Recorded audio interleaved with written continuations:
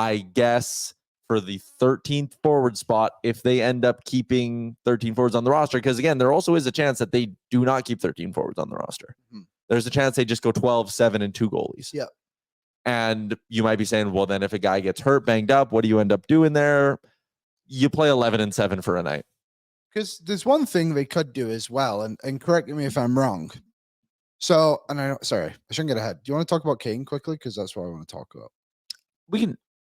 All I'm going to say is, if they wanted to, they could just put Kane on LTIR for like a day, and like retroactively, whatever, and then just take him off. They'll lose a couple of bucks, obviously, from the salary cap, but you would also have $5 million when you eventually put him on anyway. Yeah, it'd be interesting to know if you went into LTIR for like 2 weeks. How does it affect your cap calculation? Yeah, I don't know. So we'll find out. Well, we did get a DM from Original Posar the other day. We did. So he started it by saying, and this is a great compliment to me, being a math guy. He said, Ty, you pretty much nailed the cap structuring info on yesterday's show.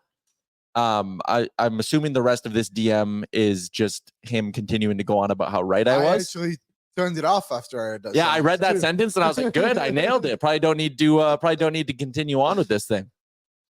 But he did say, I will note one important caveat. Having approximately $4.4 million to use at the deadline without Kane and LTIR presumes 13 forwards on the roster, including Kane, and no other changes. He adds that's not really feasible, right? I mean, they don't have room for any extra forward unless they take the annual cap to under $200K. Yes, they can do things like replace Perry with Lavoie, Ryan with Philp or Peterson, or Hamblin, but premise is the 13th forward is Evander Kane. If someone gets hurt, they'll need to recall, and that will reduce the accrual they have for the forward, he then said, or they go on LTIR for a month, which will stop until they're out. So, right. Again, that calculation of how much they can accrue, it's going to be a balance throughout the year because you don't want to go a week of going 11 and 7 just in the name of trying to accrue a little bit more cap space. You do need to focus on, winning hockey games in the moments and things like that. But the big points from there are, one, I pretty much nailed the cap structuring info on yesterday's show.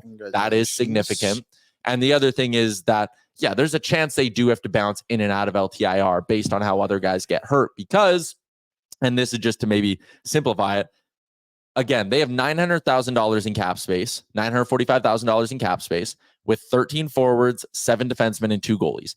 But Kane is among those 13 forwards. Mm-hmm. So if they wanted to keep an extra guy, a Hamblin, a Peterson, whoever it may be, that's going to come out of that $945,000. If you don't do that, then you're running exactly 12 forwards. And if a Skinner, Arvidsson, whoever gets hurt for, let's say, 3 games, they're going to miss a week. So it's not long enough where they need to go into LTIR, but they're going to be out of the lineup. You then need to recall someone, and that comes into the 945. So again, there's some calculations here. Yeah. They are still cap strapped, even if they're not exactly like wincing right now. It's tight, but it's not that tight. I think I'm picking up where you're laying down. Yes. They'll be fine. They'll be fine. The Evander Kane thing. Let's talk about that. Yeah. So Elliot Freeman said, teeing you up. Oh, you're teeing me up to say, I thought maybe you were going to throw on the host chair. Here we go. Hosting. Okay, so the Oilers put this out the other day. Oilers forward Evander Kane underwent successful abdominal surgery last Friday. Recovery from the procedure is expected to take a minimum of 5 to 6 months. His rehab will take place in Edmonton under the supervision of the club's medical staff. For the Oilers, it's expected to be a minimum of 5 months. Elliot Friedman came out with a report, and I believe this was on 32 Thoughts, where he said it is not expected that Kane will miss the entire regular season. Okay. I will never doubt an insider. Okay. Friedman is plugged in. Totally. I also do think there might be a reason for the Oilers to be sending out some smoke signals going, oh, no, he's playing. Trust us. He's playing. Yeah. It's 5 months. Do the math. What's 5 months? End of October, end of November, end of December, end of January, end of February. Even if it takes 6, it's end of March. He'll be good. He's playing regular season games. We're not skirting the LTIR system. No. He's not even going on LTIR. Yeah. He'll be fine. There are reasons to send that out if you're in the Oilers organization. Be like, no, come on. Us cheating? March 8th. Oh, setback. Yeah, he's out till April 20th. And I do know, like, Gregor had the point the other day of, do you really want a guy just jumping into the playoff roster? Oh yeah. Actually, the more than anything, I'm totally cool with that. You can, in the last week of the regular season or 2 weeks, you can send Kane down to it for a conditioning stint. 100%. Also, Philip Broberg jumped into the lineup last year and was arguably the third best defenseman. That's an amazing point. Philip Broberg didn't play hockey for like a month and then played like however many minutes a night. Got himself a huge ticket. Yeah. Somehow. Yeah, that's a good point. I mean, yeah, whatever. The conditioning stint is actually a really good part of it. Yeah, it is. So that'd be nice. So again, JR asks, are we going to pull a Mark Stone? I think it is probably like 50-50. I don't think it is set in stone, no pun intended. But again, this just goes back to the whole point, and I've made this 100 times. It is good that Stan Bowman went about this the way he did because they have flexibility. Yeah.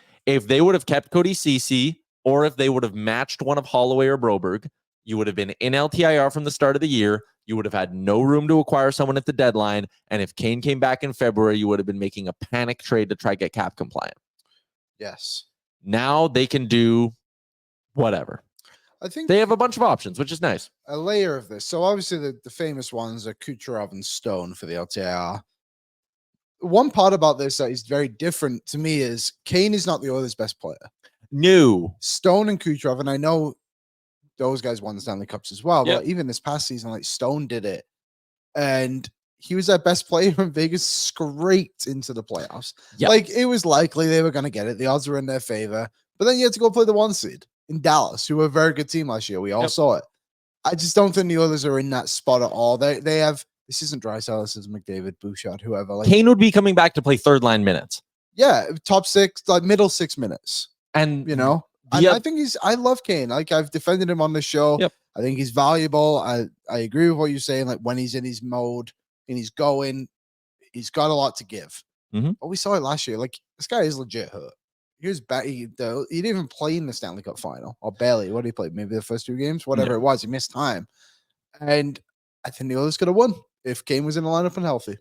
Granted, a lot of players were healthy as well, but like even half of him.